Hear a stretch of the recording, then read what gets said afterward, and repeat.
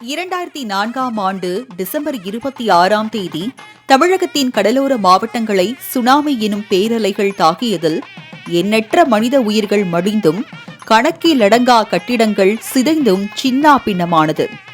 ஆனால் ஆழி பேரலைகள் நெருங்காத, அசைத்து கூட பார்க்க முடியாத ஒரு தெய்வ சிலை கடலோரத்திலேயே கம்பீரமாய் காட்சியளிப்பதோடு இறைவன் வீற்றிருந்த இடத்தை கூட நெருங்க முடியாமல் பேரலைகள் திரும்பி சென்றுள்ளது என்றால் அக்கோவிலின் தெய்வீக தன்மை ஆச்சரியப்பட வைத்துள்ளது.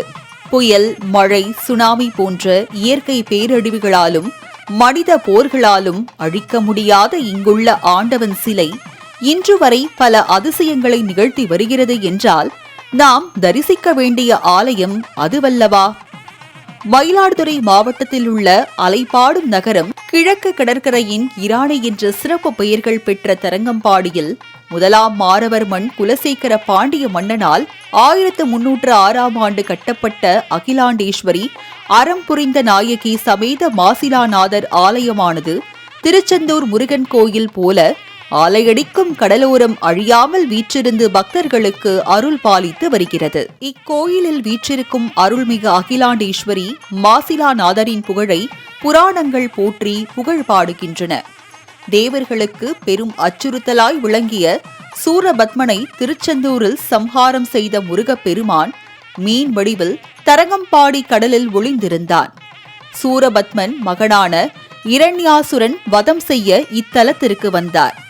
இங்குள்ள இறைவனை வணங்கிய ஆறுமுகப் பெருமான் சிறந்த சிவபக்தனின் மகனை கொன்றால் பிரம்மஹத்தி தோஷம் வந்து சேருமே என்று தயங்கி மாசிலாநாதரை வணங்கினார். அப்போது உனக்கு எந்த தோஷமும் நேராது, தயக்கம் வேண்டாம், வெற்றி உனக்கே என்று ஆசி கூறினார். அதன் பிறகே இரண்யாசுரனை சம்ஹாரம் செய்தான் முருகன் எனும் வேலவன். அப்படி இத்தலத்தின் தாயாரை வணங்கி அசுரனை முருகன் வதம் செய்ததால் இக்கோவில் திருச்செந்தூர் கோயிலுக்கு இணையான கோயிலாக கருதப்பட்டது என்கிறது தல வரலாறு. அந்த நாட்களில் இந்தியாவிற்கு வாணிபத்திற்காக வருகை தந்த சீன வணிகர்களையும் பார்வையாளர்களையும் ஈர்க்கும் முயற்சியில் தமிழ் மற்றும் சீன கட்டிடக்கலைகளின் கலவையாக அமைக்கப்பட்ட இந்த மாசிலாநாதர் கோயில் காலப்போக்கில் கடல் சீற்றத்தால் சிதறுண்டு பெரும் பகுதி கடலில் மூழ்கியது. இருப்பினும் தெய்வ சக்தியால் கருவறையில் மூலவர், அம்பாள் மற்றும் எதிரில் நந்தி, பலிபீடம் மற்றும் கோயிலின் ஏஞ்சிய சுவடுகளாய் கம்பீரம் குறையாமல் காட்சி தெரிகிறது. பாண்டிய மன்னன் எழுப்பிய பழமை வாய்ந்த இந்த கோயிலில் 3 புறங்களிலும் கடல் அலைகள் சிதறிக்கொண்டே குளிர்ச்சி நிலவிய போதும் கருவறை குளிர்காலத்தில் வெப்பமாகவும் வெயில் காலத்தில் இதமாகவும் இருக்கக்கூடிய அமைப்பில் கட்டப்பட்டிருப்பதோடு காற்று உட்புகாமல் இருப்பதும் வேறு எங்கும் இல்லாத இக்கோயிலின் தனி சிறப்பாகும். சூரபத்ம வம்சத்தையே சம்ஹாரம் செய்த தலம் இது என்பதால் இங்கு வந்து தரிசிக்க சத்ருபயம் அறவே நீங்கும் என்பது ஐதீகமாகும். ஆண்டுதோறும் வைகாசி மாதம் நடைபெறும் சதய திருவிழாவில் திருவிடைக்கழி முருகன் வீதி உலா வந்து இத்தலத்தில் எழுந்தருளி சம்ஹார நிகழ்வு நடைபெறுவதைக் காண லட்சக்கணக்கான பக்தர்கள் இங்கு காத்திருந்து தரிசனம் செய்கின்றனர். குற்றம் இல்லாத நாதரான மாசிலாநாதரை வணங்க அனைத்து நலங்களும் உண்டாகுவதோடு இங்குள்ள அறம் வளர்த்த நாகியை தரிசித்தால் முன்ஜென்ம சாபங்கள் நீங்கி தர்மம் தழைத்தோங்கும் என்பது பக்தர்களின் நம்பிக்கையாக இருந்து வருகிறது.